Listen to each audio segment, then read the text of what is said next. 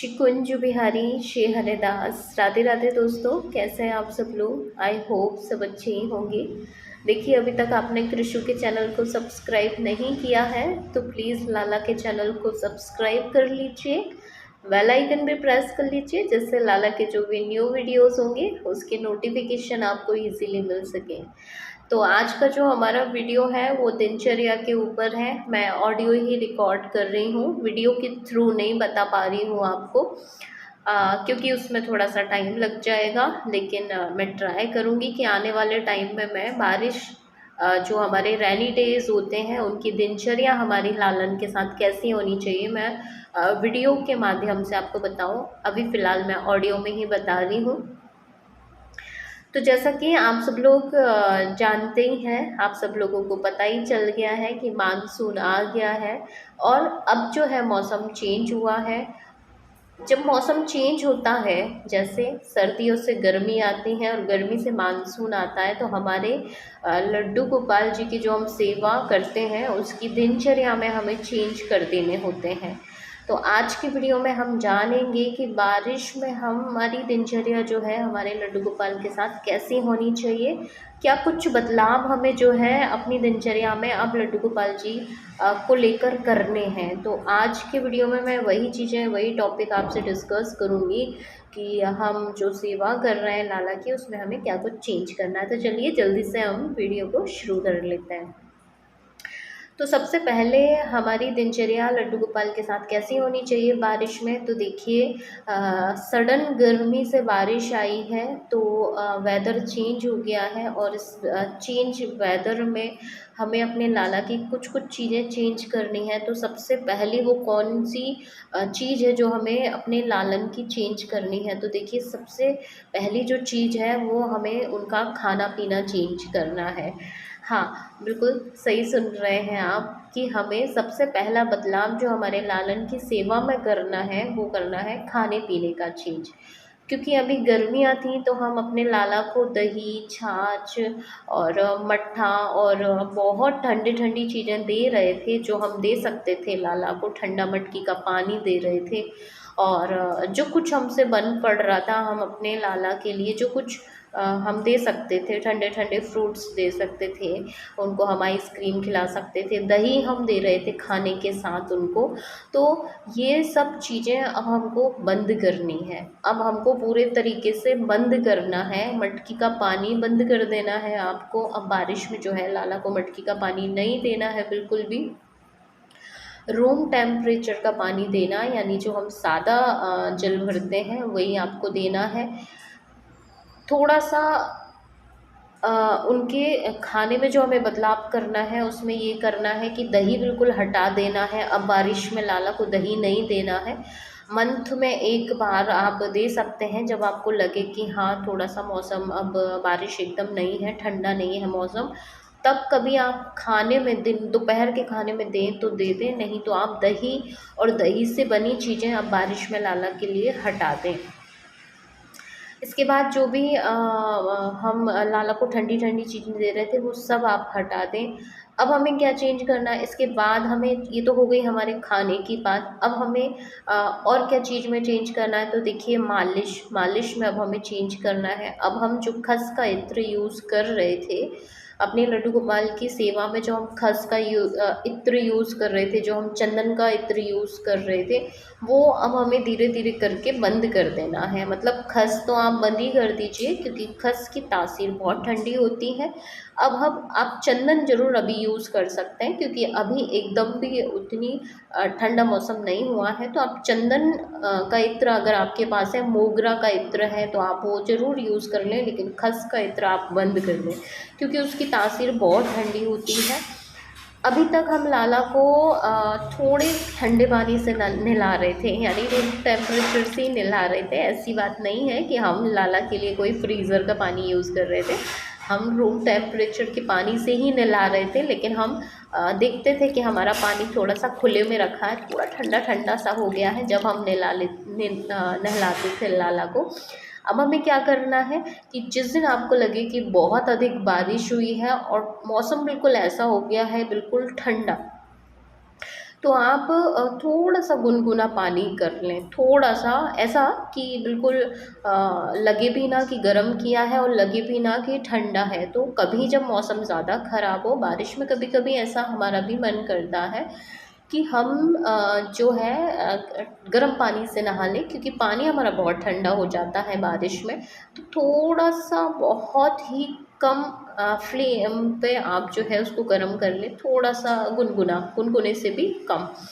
तो ऐसे पानी से आप लाला को स्नान कराएं। कॉटन की जो ड्रेसेस हम पहना रहे थे वो तो पहनाते ही रहें, क्योंकि अभी तो देखिए ठंडी नहीं आई है, अभी तो बारिश है, और बारिश में तो देखिए कॉटन में लाला को थोड़ी सी ठंडक भी रहना ज़रूरी है, एकदम से हम सब गर्म चीज़ें नहीं दे सकते। तो पोशाक में आपको कुछ चेंज नहीं करना है। पोशाक अब आप जो है अभी जब तक ठंडी नहीं आती तब तक आपको जो है पोशाक तो कॉटन की ही पहनानी है लाला को, और बाकी जो आप हैवी पहनाते हैं, जैसे आपकी दिनचर्या हो आप वैसे पहना सकते हैं। तो हमने क्या क्या चेंज करा है, हमने चंदन तो हमें लगाना ही है अभी लाला को। चंदन तो हम सर्दियों में बंद करते हैं, उससे पहले हम चंदन बंद नहीं करते। तो चंदन और उनका जो श्रृंगार है वो तो हमें कंटिन्यू चलने देना है।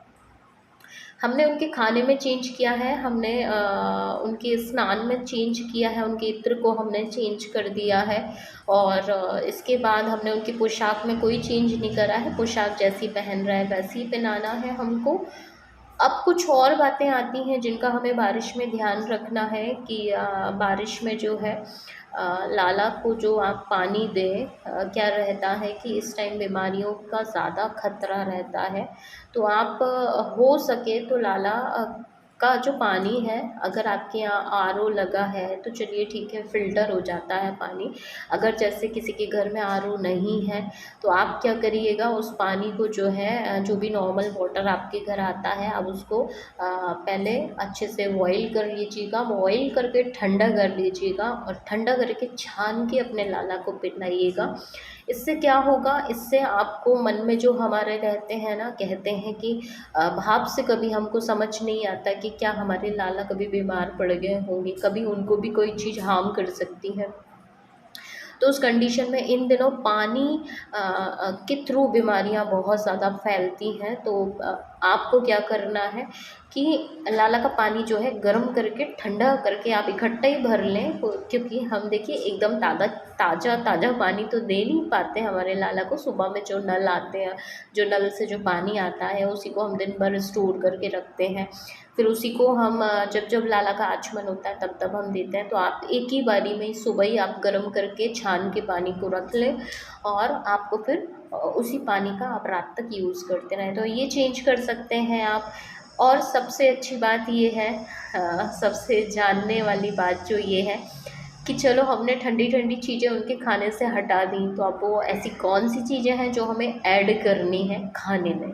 सबसे इम्पोर्टेंट बात यही है कि जब हम ठंडी चीज़ें हटा रहे हैं लाला के खाने से, तो अब दूसरी चीज़ों का भी कोई रहता होगा कि बारिश में हमें क्या क्या खिलाना है लाला को। तो देखिए बारिश में हम आप सब लोग जानते ही हैं, मुझे बताने की ज़रूरत नहीं है वैसे, तो आप लोग जानते हैं कि बारिश में हमें क्या खिलाना है लाला को। तो देखिए आप चीला बना सकते हैं, चीले का बहुत ज़्यादा महत्व होता है। चीला अक्सर बारिश में बनाया ही जाता है पहले। अभी के टाइम तो क्या रहता है कि हम 12 महीने चीले बना लेते हैं, क्योंकि मौसम भी कुछ ऐसा हो गया है कि बारिश भी कभी होती रहती है, कभी कुछ होता रहता है। लेकिन पहले के टाइम ऐसा होता था कि जैसे ही बारिश आती थी तो लगता था कि चीले बने। तो चीले जो 2 तरीके के होते हैं, एक तो जो बेसन का चीला बनता है जिसमें आप सारे वेजिटेबल्स ऐड कर लें जो जो आपको अच्छे लगें। आप खीरा, अभी खीरा तो चाहे आप अवॉइड कर दें, टमाटो डाल लें, आप थोड़ी सी हरी मिर्च डाल लें, और जो भी आपके चटपटे मसाले हैं सारे डाल के आप लाला के लिए चीला बना दें गर्मा गर्म। चीला हमेशा जो है हेल्दी होता है, बहुत ज़्यादा गर्मी में तो अवॉइड करें। एक मीठा चीला बनता है जो मालपुए जैसा रहता है। तो जो मीठा चीला है वो आटे को घोल के उसमें आप ड्राई फ्रूट्स डालने, जो ड्राई फ्रूट्स मैं आपके साथ शेयर करूँगी। अभी थोड़ी और बारिश होगी तो मीठा चीला मैं कैसे बनाती हूँ अपने कन्हैया के लिए, वो मैं आपके साथ ज़रूर शेयर करूँगी। वैसे मैं ओरली बता देती हूँ आपको कि देखिए, हम आटे को छान के और चीनी को घोल के और चीनी को घोल के उस आटे को हम उसी चीनी के पानी से जो है गूँथते तो नहीं है इसमें, क्योंकि चीला का बैटर जो है ना गीला ही रहता है। तो उसको हम क्या कर लेते हैं, एक बैटर तैयार कर लेते हैं, इसमें नमक नहीं डलता है। इसके बाद हम ड्राई फ्रूट्स ऐड करते हैं जो भी आपको लगे। बारिश में, अब गर्मियों में तो अभी ड्राई फ्रूट्स बंद थे क्योंकि इनकी तासीर होती है गरम, इसलिए हमने ड्राई फ्रूट बंद कर रखे थे। लेकिन अब जब थोड़ी बारिश आ गई है तो हम फिर से स्टार्ट कर सकते हैं।